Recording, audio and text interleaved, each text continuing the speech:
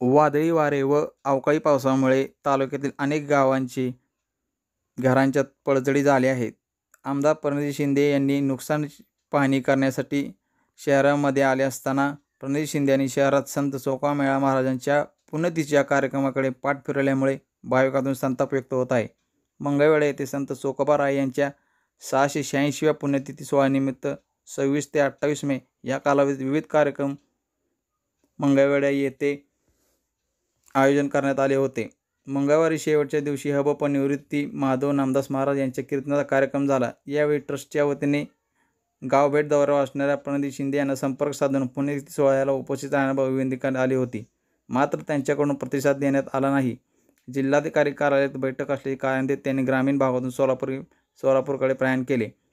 शहरात मध्यवर्ती ठिकाणी असलेल्या संत चोखामेळा यांचे समाधीस्थळ आहे.